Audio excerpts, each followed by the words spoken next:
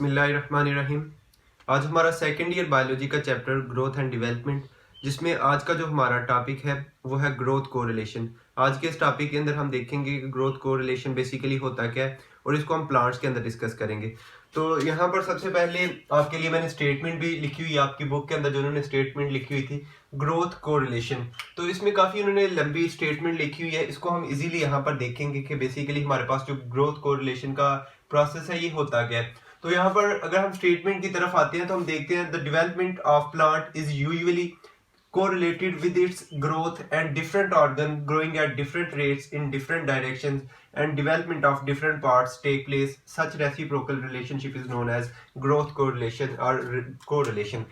इसमें अब हम इसको सिंपली हम देखते हैं तो हम कहते हैं कि ये एक सिंपल एक हमारे पास सिंगल प्रोसेस नहीं है, बल्कि इसमें बहुत सारे हमारे पास प्रोसेस इन्वॉल्व होते हैं और वो इन्वॉल्व होकर एक जो हमारे पास प्रोसेस आता है उसको हम ग्रोथ कोरिलेशन का नाम देते हैं। जैसे कि डेफिनेशन में लिखा हुआ है, दोबारा से मैं इसको आपको सिंपली आपको समझाता हूं। तो जिसमें उन्होंने लिखा हुआ है the development of plant is usually correlated. The development, जिसमें डेवलपमेंट जो प्लांट की हो रही है ये कोरिलेट कर रही है, किसके साथ कोरिलेट कर रही है? विद इट्स ग्रोथ, इसकी ग्रोथ के साथ कोरिलेट कर रही है। एंड डिफरेंट ऑर्गन्स ग्रोइंग, मुख्तलिफ ऑर्गन्स इसमें क्या कर रहे हैं? डिफरेंट ऑर्गन्स इसमें ग्रोइंग हो रही है, डिफरेंट ऑर्गन्स की ग्रोथ हो रही है। अब हम मजीद इसमें देखते हैं कि एट डिफरेंट रेट्स के अंदर आपको पता है उनकी ग्रोथ होगी। कुछ जो हमारे पास ऑर्गन्स होते हैं, कुछ पार्ट्स होते हैं, उनके अंदर ग्रोथ का प्रोसेस तेज होता है, कुछ के अंदर क्या होता है? स्लो होता है। उसके बाद है इन डिफरेंट डायरेक्शंस, क्या हो गया कि मुख्तलिफ डायरेक्शन के अंदर ग्रोथ होती है। अब आप मुख्तलिफ देखते हैं कि मुख्तलिफ जो ऑर्गन्स, ये मुख्तलिफ पार्ट्स हैं हमारे पास, उनकी मुख्तलिफ डायरेक्शन के अंदर ग्रोथ होती है। जैसे कि अगर हम स्टेम की बात करें तो स्टेम ने ऊपर की तरफ को मूव करना है, ऊपर की तरफ उसकी डायरेक्शन होगी। अगर हम रूट की बात करें तो रूट्स जमीन की तरफ, नीचे की तरफ ग्रो करेंगी। तो ये हमारे पास क्या आ गया? Different direction. And the development of different parts takes place, और डिफरेंट जो पार्ट्स हैं उनकी हमारे पास डेवलपमेंट होगी। Such reciprocal relationship is known as growth correlation. ऐसा प्रोसेस जिसमें हमारे पास मुख्तलिफ, आप कह रहे हैं कि अपोजिट, या आप कह सकते हैं कि जिसमें मुख्तलिफ डायरेक्शंस के अंदर मुख्तलिफ ग्रोथ जो प्रोसेस है वो परफॉर्म हो रहा है, ऐसे रिलेशनशिप को हमने क्या नाम देना है? Growth correlation. जिसमें आप देख रहे हैं कि कोई पार्ट हमारे पास ज्यादा ग्रो कर रहा है, कोई हमारे पास जो पार्ट है वो कम ग्रोथ कर रहा है, ऐसे रिलेशनशिप को हमने क्या नाम दे दिया? Growth correlation. अब हम इसकी देखेंगे, एग्जाम्पल देखेंगे जो हम जिसको हम पढ़ेंगे ताकि आपको इजीली उसकी समझ भी आ जाए। तो हमारे पास इसकी बेस्ट एग्जांपल जो आती है ग्रोथ कोरिलेशन की, जो कि आपके टॉपिक के अंदर भी उन्होंने लिखी हुई है, वो हमारे पास है एपिकल डोमिनेंस। यहां पर हम इसको डिस्कस करेंगे। हम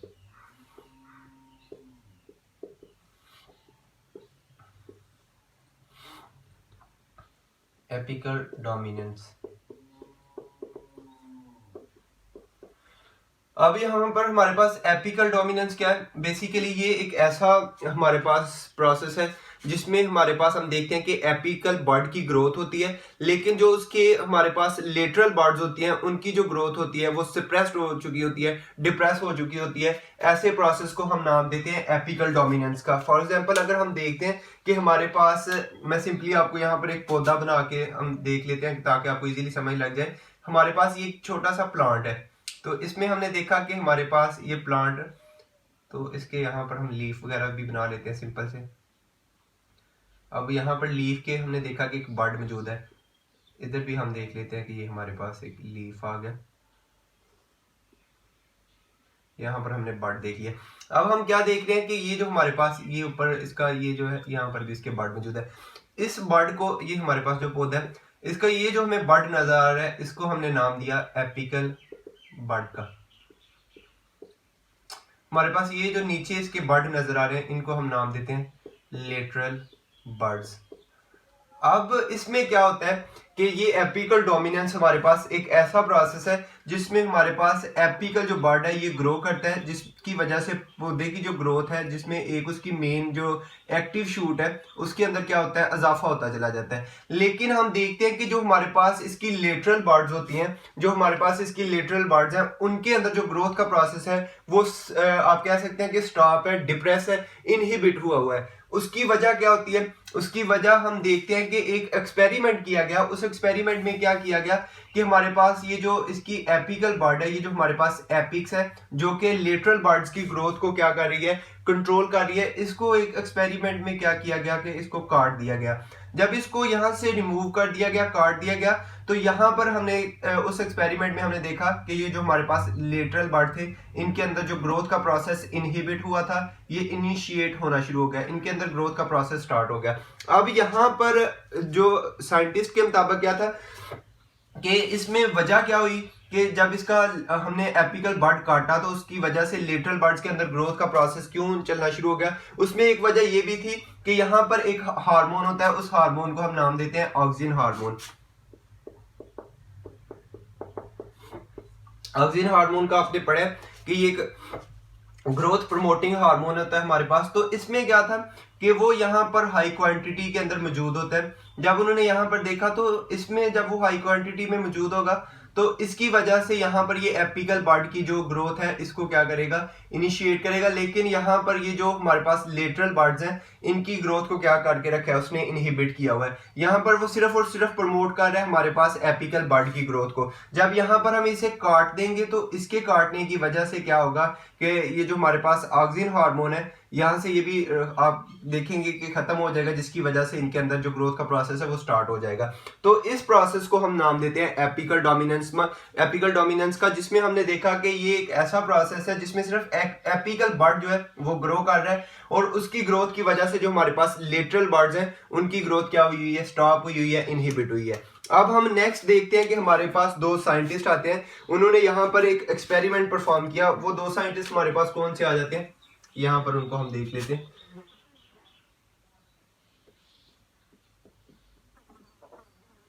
थीमन और दूसरे हमारे पास साइंटिस्ट हैं एंड स्कॉक।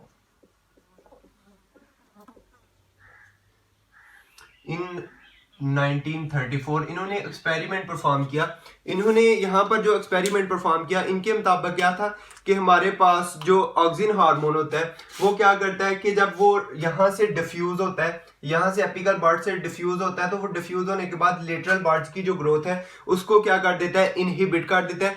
इस इफेक्ट को उन्होंने नाम दिया इनहिबिटरी इफेक्ट का।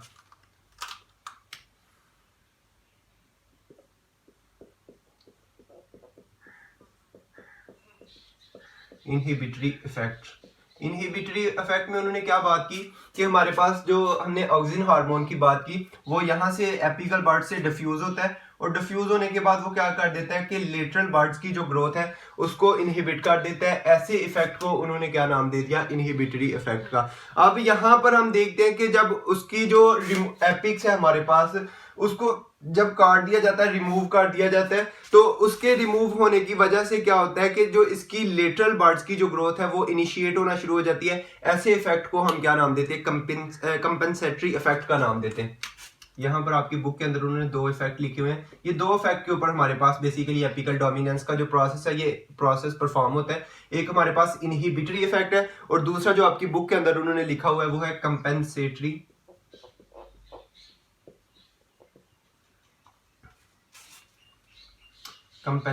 इफेक्ट। तो ये हमारे पास ये दो इफेक्ट आ गए।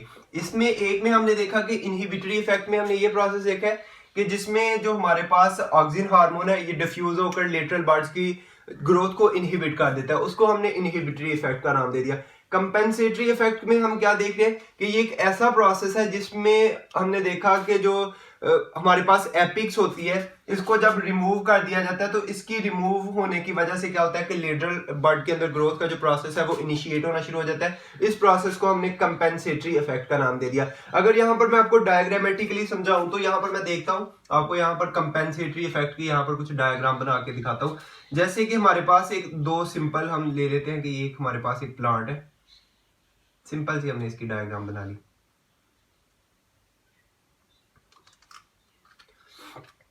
अब यहां पर इसके हमने लीफ बना लिया। ये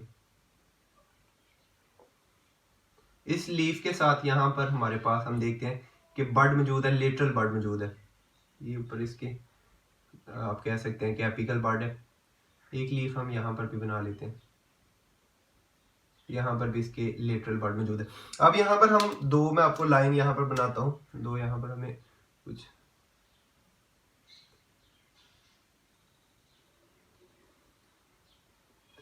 एक ये आ गई और दूसरी हमारे पास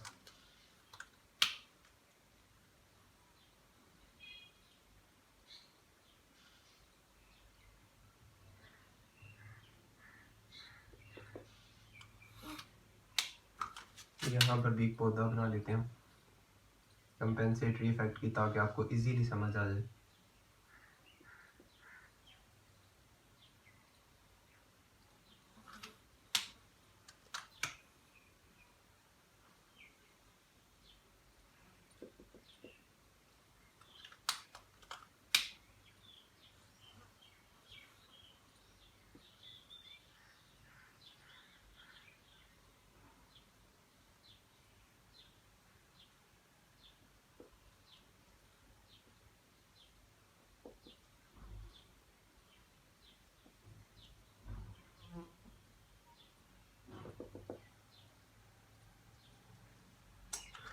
ये हमारे पास दो सिंपल सी डायग्राम आ गई। अब यहाँ पर मैं आपको बताता हूँ कि हमारे पास ये जो रेड लाइन में यहाँ पर मैंने ड्रा की है, ये यहाँ पर शो कर रही है इंडोल एसिटिक एसिड को, या दूसरा जिसको हम नाम दे रहे हैं ऑक्सिन हार्मोन का। यहाँ पर ये ऑक्सिन हार्मोन की आ गई।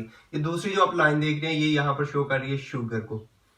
अब प्रोसेस क्या होता है कि आपको ये पता है कि एक हमारे पास जो पौधा होता है, उसके जो लीफ होते हैं, उसके अंदर शुगर की फॉर्मेशन होती है, उसके अंदर शुगर तैयार होती है। जब आपको पता है यहाँ पर शुगर तैयार होगी, वो शुगर क्या करेगी कि यहाँ से हमारे पास आती है, और यहाँ पर ये जो शुगर है हमारे पास, हम पहले जो हमारे पास डायग्राम है इसमें हम देख रहे हैं कि इसमें हम ऑक्सिन हार्मोन जो है ये एपिकल बड के अंदर आप देख रहे हैं कि यहाँ पर आपको एपिकल बड के अंदर इसकी कंसंट्रेशन थोड़ी सी हाई नजर आएगी, जिसकी वजह से क्या होता है कि जब ये शुगर लीफ के अंदर तैयार होती है, ये शुगर को क्या करता है, प्रमोट करना शुरू कर देता है एपिकल बड के अंदर। जब ये एपिकल बड के अंदर शुगर को प्रमोट करना शुरू कर देगा, उसकी वजह से क्या होगा कि इसका जो एपिकल बड है, इसमें ग्रोथ का प्रोसेस इनिशिएट होना शुरू हो जाएगा।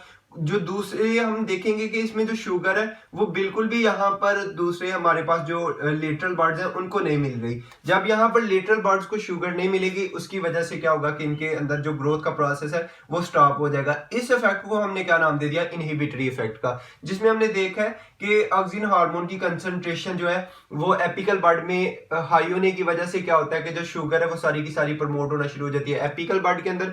उसकी वजह से क्या होता है कि एपिकल बड की जो ग्रोथ है वो इनिशिएट होना शुरू हो जाती है, लेटरल बर्ड्स की जो ग्रोथ है वो यहाँ पर डिप्रेस हो जाती है, यहाँ पर स्टॉप हो जाती है। नेक्स्ट दूसरा हमारे पास जो डायग्राम है, उसमें अगर हम गौर से देखें तो हमने क्या किया है कि इसमें जो इसका हमारे पास एपिक्स थी, इसको हमने रिमूव कर दिया, कट कर दिया। ये जो आप लाइन देख रहे हैं इससे मुराद है कि हमने इसको कट कर दिया। इसके कट हो जाने की वजह से जब इसको एपिकल बड को एपिक्स को रिमूव कर देंगे, जो हमारे पास ऑक्सिन हार्मोन था इसकी कंसंट्रेशन वहां पर क्या हो जाएगी, कम होना शुरू हो जाएगी, जिसकी वजह से क्या होगा कि जब यहाँ पर शुगर बनेगी तो वो शुगर फिर किसको मिलना शुरू हो जाएगी, ये जो लेटरल बर्ड्स हैं इनको मिलना शुरू हो जाएगी, जिसकी वजह से क्या होगा कि इनके अंदर जो ग्रोथ का प्रोसेस है वो क्या होना शुरू हो जाएगा, इनिशिएट होना शुरू हो जाएगा। इस इफेक्ट को हम नाम देते हैं कंपेंसेटरी इफेक्ट का, जिसमें हमने सिंपली देखा कि यहाँ पर पहले नंबर पर सारी की सारी शुगर मिल रही थी एपिकल बड को, और उसके अंदर जो ग्रोथ का प्रोसेस था वो इनिशिएट था। लेकिन जब इसकी एपिक्स रिमूव हो जाएगी, ऑक्सिन हार्मोन का जो कंसंट्रेशन है वो कम हो जाएगी, उसकी वजह से क्या होगा, शुगर जो है वो लेटरल बर्ड्स को मिलना शुरू हो जाएगी, जिसकी वजह से उनके अंदर जो ग्रोथ का प्रोसेस है वो इनिशिएट होना शुरू हो जाएगा। इस प्रोसेस को हमने नाम दे दिया कि ये हमारे पास कंपेंसेटरी इफेक्ट है। अब यहाँ पर हम देखते हैं कि सिंपल हमारे पास जो यहाँ पर अगर हम देखें तो हमारे पास सिर्फ और सिर्फ ऑक्सिन हार्मोन ही नहीं, यहाँ पर एपिकल बड के अंदर हम देखते हैं कि इसकी ग्रोथ को इंक्रीज करता। यहाँ पर हम देखते हैं कि हमारे पास दूसरा हार्मोन आता है, जिस हार्मोन को नाम देते हैं साइटोकाइनिन हार्मोन का। वो क्या करता है, यहाँ पर वो भी एक ग्रोथ प्रमोटिंग हार्मोन है। वो यहाँ पर क्या करता है कि जब अगर हम उसकी कंसंट्रेशन को लेटरल बर्ड्स के अंदर इंक्रीज करना शुरू कर देंगे, उसकी वजह से क्या होगा, लेटरल बर्ड्स के अंदर जो ग्रोथ का प्रोसेस है वो इनिशिएट होना शुरू हो जाएगा। ये दोनों एक दूसरे के एंटागोनिस्टिक काम कर रहे हैं। हमारे पास एक ऑक्सिन हार्मोन है और दूसरा कौन सा है, साइटोकाइनिन हार्मोन है। ऑक्सिन हार्मोन भी ग्रोथ प्रमोटिंग हार्मोन है, दूसरा भी हमारे पास ग्रोथ प्रमोटिंग हार्मोन है। यहाँ पर जो ऑक्सिन हार्मोन है वो एपिकल बड की ग्रोथ को इनिशिएट कर रहा था, लेकिन जब हम साइटोकाइनिन को लेटरल बड के ऊपर अप्लाई करना शुरू कर देंगे तो उनके अंदर भी जो ग्रोथ का प्रोसेस है वो क्या होना शुरू हो जाएगा, इनिशिएट होना शुरू हो जाएगा। अब हम नेक्स्ट देखते हैं कि इसकी जो प्रैक्टिकल हमें एग्जाम्पल मिलती है, जो इसकी एप्लीकेशन है एपिकल डोमिनेंस की, वो कहाँ पर मिलती है। पहले नंबर पर हम देखते हैं कि it is responsible in the development of tap root. ये टैप रूट की डेवलपमेंट के अंदर हमें प्रोसेस देखने को मिलता है कि एपिकल डोमिनेंस का जो प्रोसेस था ये टैप रूट के अंदर हम देखते हैं कि उनकी डेवलपमेंट के अंदर ये प्रोसेस, टैप रूट आपने पढ़ी है कि बेसिकली एक बेसिक रूट होती है जो कि हाइपोकोटाइल से डायरेक्टली निकलती है, तो इससे नेक्स्ट आगे रूट्स बनती है। तो ये हमारे पास एक टैप रूट की डेवलपमेंट के अंदर हम देखते हैं। दूसरा जो हम इसकी एप्लीकेशन देखते हैं वो हम देखते हैं कि हमारे पास ये आ जाती है इनहिबिशन ऑफ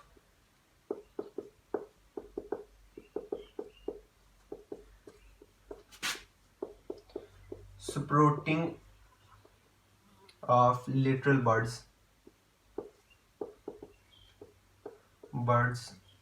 आर आइज। अब आप देखते हैं कि पोटैटोज के अंदर कभी कभार आपने आइज बनी देखी होंगी, जो उसको हम कहते हैं कि ये पोटैटो की आंख है। तो उसमें हम देखते हैं कि जब उसके ऊपर ये आइज बनना शुरू हो जाती हैं तो वो हमारे पास जो पोटैटो होता है वो कुकिंग के काबिल नहीं रहता, उसको पकाने के वो काबिल नहीं रहता।